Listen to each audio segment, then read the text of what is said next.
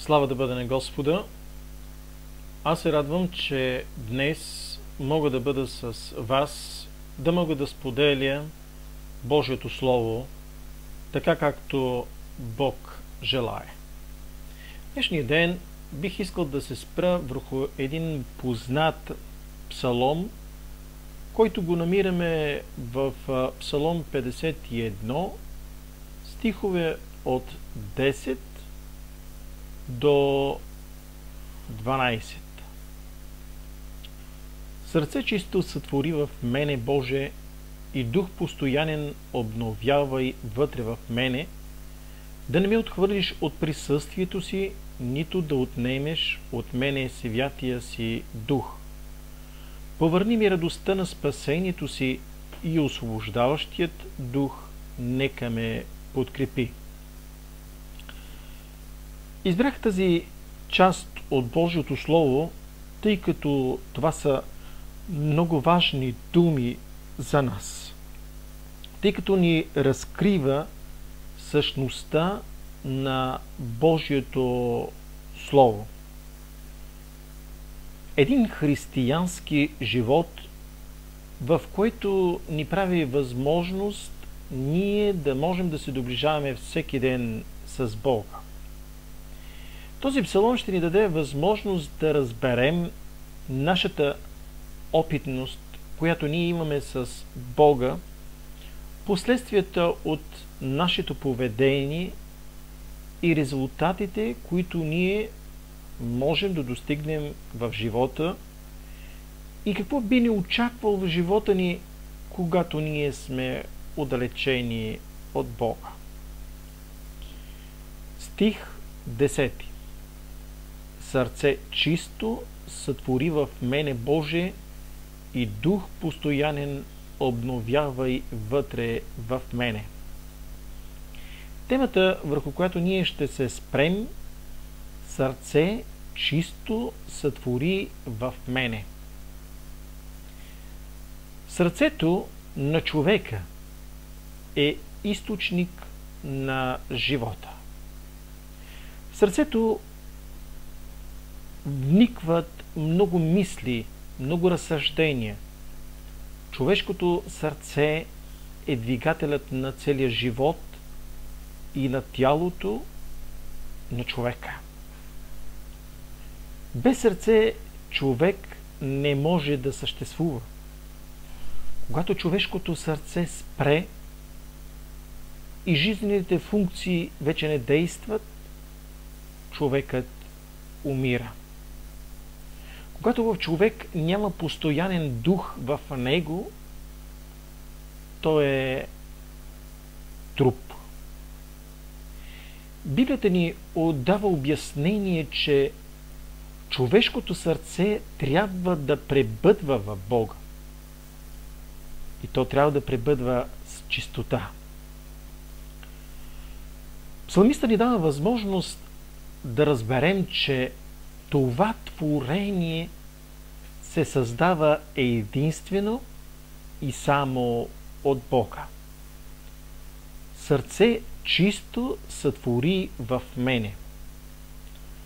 Човек много пъти желае да направи прекрасно и хубаво нещо в себе си, да изгради авторитет, да бъде точен.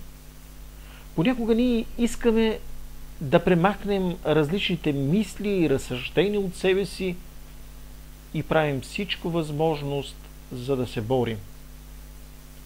Но забравяме, че единственият, който може да сътвори, да направи, да постави на мястото това сърце, да го изчисти, това е Бог. Както машината е създадена от човека, за да му служи на него, така и човекът е създаден от Бога и той като единствен инструктор, като единствен, който може да промени сърцето, той може да направи тази промяна на чистота. Една машина, колкото да се старае да изчисти себе си, от буклуците и от другите неща в себе си не може без намесата на човекът.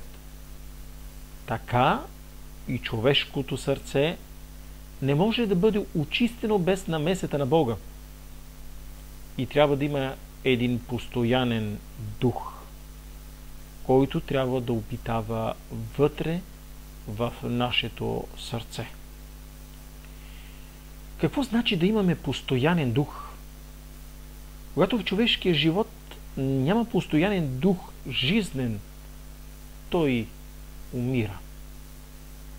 Така и в човека, когато няма постоянен дух от Бога, духовно да разсъждава, да мисли, духовно да пребъдва и той да бъде един постоянен дух, той е жив мъртвец. Така че Библията ни дава възможност да разберем чрез псалмист Давид, че ние се нуждаем всеки ден от едно чисто и ново сърце. Да го сътвори такова сърце, да бъде по Божий образ. Такова, каквото бе създадено още в небето.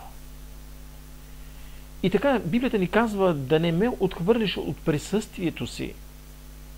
Помислете си за една машина, която дълго време не е функционирала и е била далече от своя създател и от своя притежател.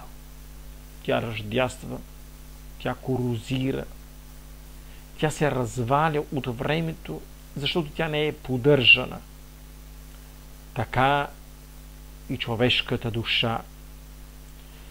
Когато тя е отхвърлена от присъствието на Бога, тя загива. Тя се унищожава. Затова ние всичко трябва да направим възможност да не бъдем отхвърлени от присъствието на Бога, нито да ни бъде отнет Святия Дух, източникът на живота. Защото Святия Дух е печатът, чрез който ние ще бъдем спасени, чрез който ние ще застанем пред Бога като наш ходатай и за приемането ни от Бога. Какво значи и какво представлява човек без Святия Дух? Човек без Святия Дух представлява като тяло без душа и бездихнено дишане. Скъпи братко и сестро, само онзи, който е изпитал товара на греха, само онзи, който е преживял ударите на този живот, може да усети колко е жизнено необходимо Святия Дух да живее в човешката душа. Когато от човека отнет Святия Дух, той не представлява нищо. Той е отдалечен. Затова, скъпи братко и сестро, нека така да се борим, нека така да се молим и да поискаме милостта на Бога да не ни отхвърли от своето присъствие, но да създаде в нас едно чисто сърце, където Святия Дух да живее, защото Святия Дух не живее в мръсна душа. И затова Бог иска от нас да постоянстваме, да пребъдваме в Него. Защото Исус Христос казва, ако пребъдвам аз във вас и вие в мене, каквото и да поискате, аз ще ви го сторя. Колко е важно нашето пребъдване. Бог да пребъдне постоянно вътре в нас. Святия Дух да живее непрекъснато в нашите души и да бъдем благословени. Има една важна част от човешкия живот. Радостта. на спасението. 12 стих е един стих, който ни дава възможност да разберем същността на това спасение. Радост на спасението. Дявола непрекъснато се бори да отнеме радостта от човека. Виждали ли сте човек, който се радва без да има причина? Без да има повод, без никой да му е казана дума, но той се радва. Радва се, защото той пребъдва в Святия Дух и той разсъждава. Моли се и всяко нещо му е радостно. Борбата на всеки трябва да бъде една. Да се бори тази радост, да се върне в сърцето му. Защото когато радостта не живее в сърцето, той угасва. Защото когато радостта в сърцето му я няма, тогава няма свобода да служи. И затова той казва: и освобождаващия дух нека ме подкрепи. Когато нямаме свобода в Господа, ние не можем да се молим. Не можем да пребъдваме в Господа. Не можем да четем Библията. Не можем да търсим вярващи, не можем да търсим църквата. Нека да си признаем. Нека да бъдем с отворени сърца и да разкрием същността на това, което в днешното време става и в църквите, и сред нас. Че много хора гледат да опетнят сърцето и душата, и тялото, и духът на брата и сестрата и гледат как Бог да се махне от душата му, за да разгневят Господ, да го накаже и да бъде отхвърлен от присъствието на Бога и да бъде отнет Святия Дух от него. И онази радост, която е на неговото лице, да бъде отнета. И той да се чувства осъден. Не е ли така в днешно време? Давид няма кой да му помогне. Пророкът му каза истината. Той се опитваше да се бори, но не е могъл. Но когато пророкът отида при него, Святия Дух го докосна и той започна да се моли. Нуждаеме се от такива пророци, като Самуил. Нуждаеме се от добри проповедници, които да ни помогнат да се осъзнаем, да се върнем при Бога, но не да бъдем отхвърлени и отблъснати от Божия дом. Днес, като че ли биеме се в гърдите колко много сме страдали заради Бога, а не искаме да признаеме колко много сме наранили братята и сестрите. Всички сме наранени. На всички правата ни са потъпкани и кой ще дойде да ни помогне? Да, допускаме всички грешки. И точно това ние трябва да се научим, за да можем да помогнем на останалите.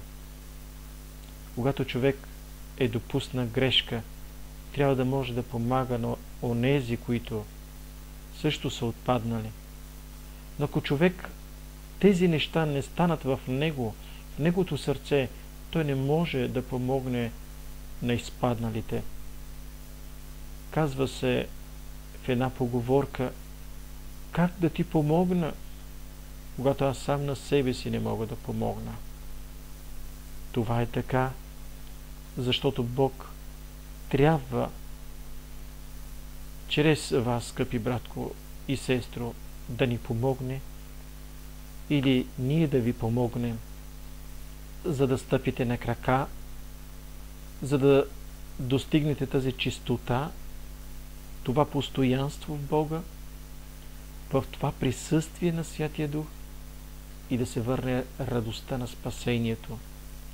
И тогава ще дойде духът на подкрепата и освобождаването. Тогава ние ще можем да помогнем на онези, които върват в тези пътища. Човек, който е изпаднал, никога не съди вече, но той помага на страдащите. Исус помагаше на пострадалите. А ние помагаме ли? Това е един важен въпрос. В един от текстовете, които прочетох в един сайт, погледнах колко много хора са пострадали по време на комунизма, а и колко много хора, някои от тях, в кавички, са се представили за страдащи, а съответно са били гонители и поробители на своите брати и сестри в Господа. Скъпи братко и сестро, нека да не гледаме съчицата на братовото око и в неговото око и в неговото сърце. Нека да погледнем гредата, камъните, които са вече върху нас, на плещите ни в сърцето ни, да го отхвърлим, да се разруши този камък и да имаме сърце, създадено по образа на Бога. И Святия Дух, който е Бог, да живее в душите ни. Нека Бог да ни благослови и да ни освети и ни закриля. Амин.